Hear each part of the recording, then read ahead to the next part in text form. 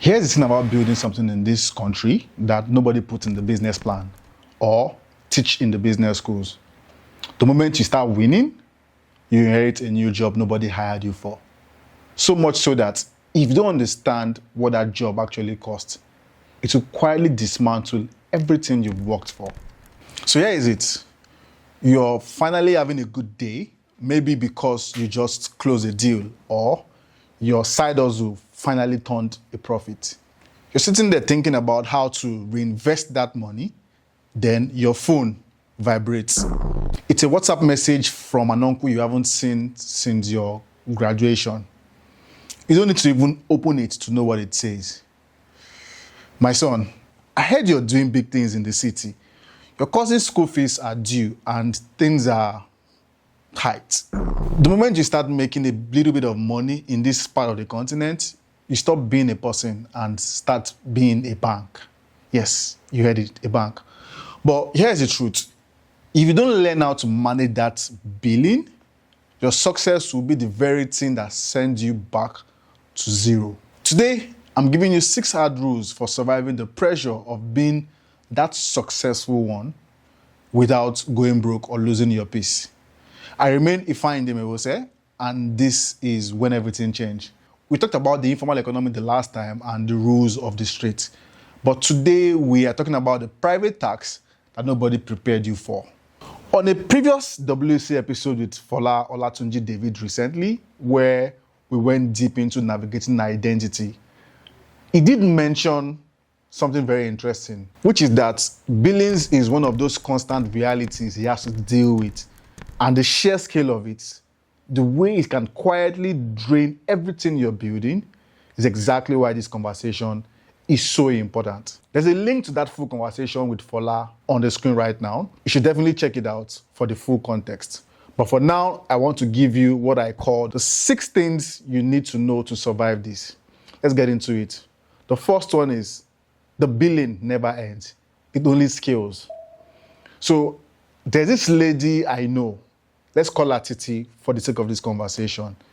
Titi started a small hair business. When she made her first 50K profit, she sent home 10,000 naira. Everyone called her a good daughter.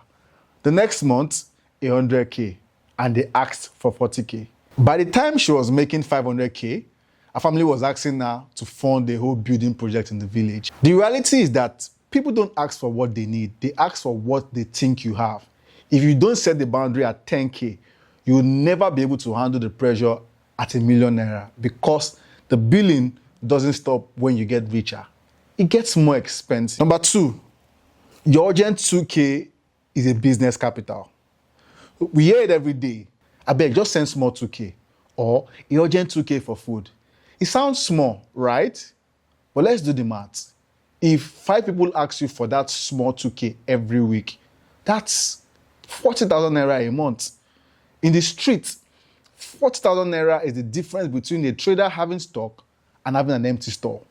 Every time you give away a urgent 2K without thinking, you're literally taking a brick out of the foundation of your own house. So stop seeing it as just a little bit of money.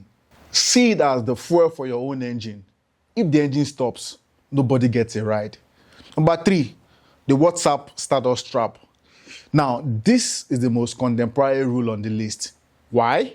We live in a world where if you didn't post it, it didn't happen. You buy a new watch, you post. You eat at the fancy restaurant, you post. You go on a weekend trip, you post. The reality is, every time you post a win, you are sending out the request for funds to everyone on your contact list. You think you're sharing your joy, but they are seeing a balance sheet. If you want to enjoy your money in peace, you have to learn to move in silence. If they don't know you're eating steak, they won't ask you for the bone. Number 4, a loan to a family is a gift. Really? Stop lying to yourself. How many of you have lent money to a relative with a promise they would pay back next week Tuesday? And 3 years later, you're still waiting. And the worst part, you see them at the wedding wearing a new lace outfit while they are still owing you. So if you can't afford to lose that money forever, do not give it. When you lend to your family, you aren't just losing money, you're buying resentment. If you decide to help, call it a gift in your mind. This way, you keep your peace and you don't end up eating your own blood over a debt they never intended to pay. Number 5, beware of explanation trap. So we have this cultural fear of being called wicked or proud. So when someone asks for money we don't have, we start giving long explanations. Oh, my car broke down, or I just paid my rent. The moment you start explaining, you give them room to negotiate, to say, okay, if you can't do 50K, just do 10K. Now, you don't owe anyone a breakdown of your own bank account. A simple, I'm sorry, I can't do that right now, is enough. The people who truly care about you will respect your no. The ones who only care about your pocket will get angry. Let them be angry. It's cheaper than being broke. Now, before we take on this last one, I'd like to make an important plea. If you're watching this right now, please hit that subscribe, share, and like button so we can continue to do this work and enrich more people. Thank you. Now, the final point on the list is what I call the oxygen max rule. On an airplane, ever wondered why the flight attendant always tell you, put on your oxygen max before helping others? Because if you pass out from a lack of air, you are useless to the person sitting next to you. Many of us are trying to save our whole family while we are struggling to breathe ourselves. You are not a bad person for prioritizing your own stability. In fact, staying financially strong is the only way you can actually help your family in the long run. If you go down, the whole ship goes down with you. That's it. Now, here's the soul of what we're talking about. It's a heavy burden to be the only one, in quotes, who made it. It's lonely and it's exhausting.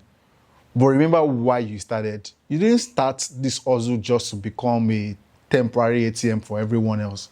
You started it to change your life and eventually the lives of those around you. But you can't do that if you don't protect your resources today. So I want to hear from you what your most creative billings you've ever received, or how do you handle the pressure without losing your mind? Drop a comment below. Let's talk about the stuff they don't teach us in the business school regarding billings. I'm Ifeanyi Ndime. This is when everything changed. I'll see you in the next one.